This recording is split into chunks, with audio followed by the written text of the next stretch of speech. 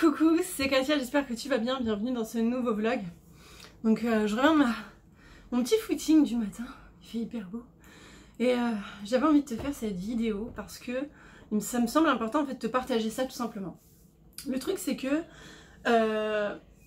j'ai pas mal de personnes qui viennent vers moi qui sont dans la spiritualité, qui développent leur extrasens, la clairvision, le clair ressenti, l'empathie, etc.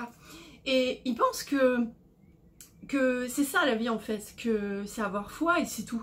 Sauf que non en fait, c'est qu'une partie de vous que vous exploitez lorsque vous développez uniquement la spiritualité. La spiritualité fait partie du développement personnel et c'est deux expressions différentes qui interviennent dans notre vie à des moments différents, à des cycles même j'ai envie de dire différents, en fonction de notre énergie, de nos problèmes du moment, de ce qui fait focus chez nous. Et le truc c'est que on peut être invité à rester dans cette zone de confort, c'est-à-dire qu'en fait voilà, je vais faire focus que sur le positif, je vais exprimer ma gratitude, je vais exprimer le fait d'accepter ce qui m'entoure, etc.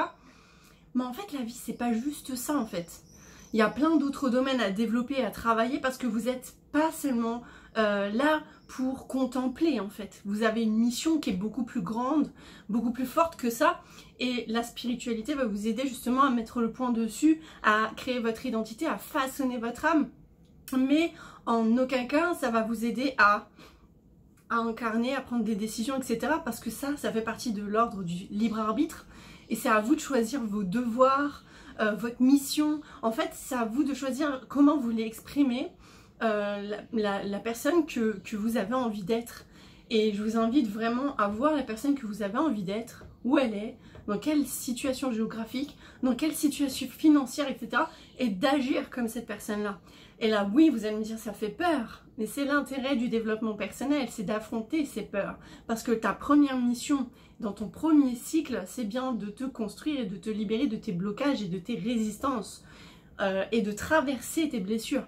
Donc une fois que tu as fait ça, en fait c'est une autre histoire que tu vas écrire. C'est-à-dire que c'est plus toi qui es dans la découverte de toi, c'est toi qui vas transmettre aux autres comment se découvrir et comment et leur apprendre en fait à travers ton expérience, ton expertise, etc. Nous sommes tous là pour quelque chose de plus fort, de plus grand que ce que l'on pense, parce que justement on ne nous a pas appris à penser grand, on nous a même interdit de penser grand, on nous a limités, et dans limite, il y a blocage, dans limite, il y a résistance, et dans limite, il y a mourir, d'accord? Vous êtes là pour vivre, d'accord? Et pour briller, il faut vivre, et pour vivre, il faut briller. Alors commence par éveiller ta lumière, et ensuite incarne ta vie, tu vois? Donc voilà, j'ai envie de te partager ça, parce que j'ai fait partie de ces personnes-là. Je croyais que j'avais tout compris, la spiritualité, la clairvision, les soins énergétiques, etc. Mais en fait, c'était qu'une partie de moi. Il y en a 4 autres.